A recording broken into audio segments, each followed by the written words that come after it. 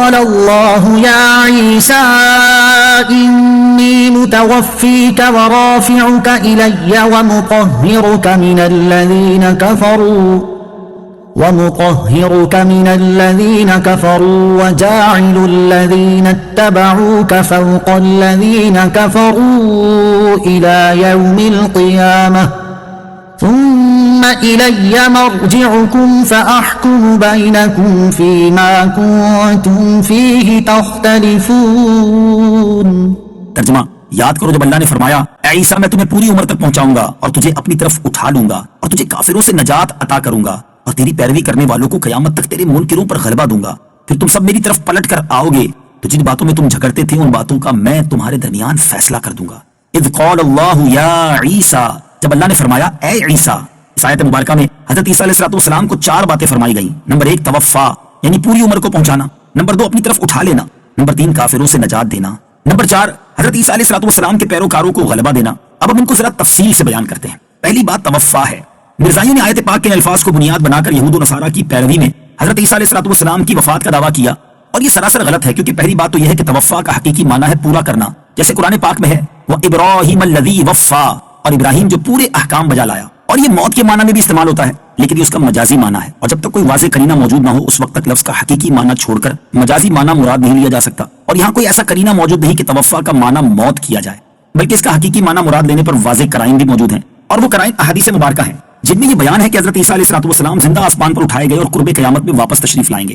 لہٰذا اس آیت سے حضرت عیسیٰ علیہ السلام کی وفات ثابت نہیں ہوتی.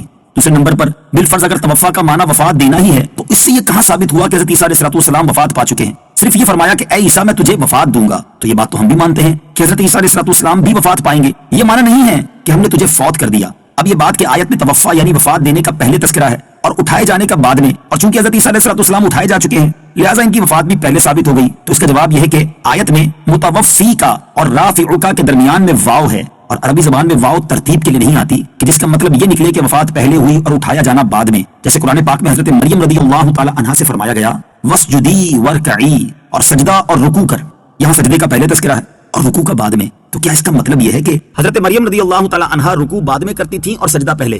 ہرگز نہیں. لہٰذا جیسے یہاں واو کا آنا ترتیب کے لیے نہیں ہے، ایسے ہی مذکورہ بالا آیت میں واو ترتیب کے لیے نہیں ہے. دوسری بات حضرت عیسیٰ علیہ السلام کا اٹھایا جانا ہے. فرمایا گیا کہ ہم تمہیں بغیر موت کے اٹھا کر آسمان پر عزت کی جگہ اور فرشتوں کی جائے قرار میں پہنچا دیں گے.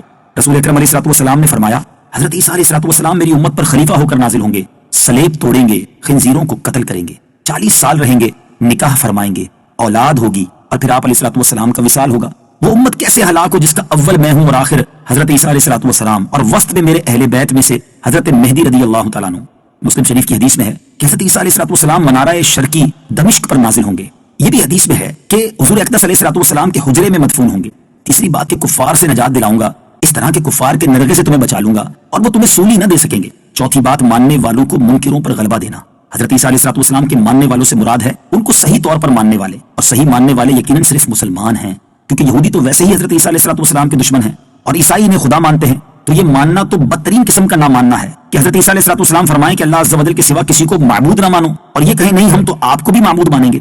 فَأَمَّا الَّذِينَ كَفَرُوا فَأُعَذِّبُهُمْ عَذَابًا شَدِيدًا فِي الدُّنْيَا وَالْآخِرَةِ وَمَا لَهُم مِّن نَّاصِرِينَ وَأَمَّا الَّذِينَ آمَنُوا وَعَمِلُوا الصَّالِحَاتِ فَيُوَفِّيهِمْ أُجُورَهُمْ وَاللَّهُ لَا يُحِبُّ الظَّالِمِينَ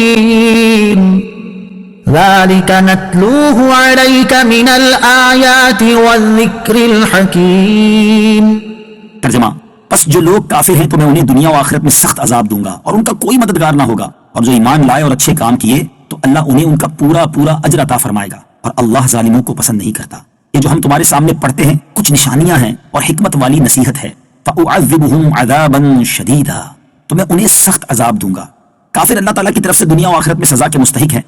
دنیا میں سزا تو قتل، قید اور جزیہ لازم ہونا ہے، اور آخرت کا عذاب دوزخ ہے.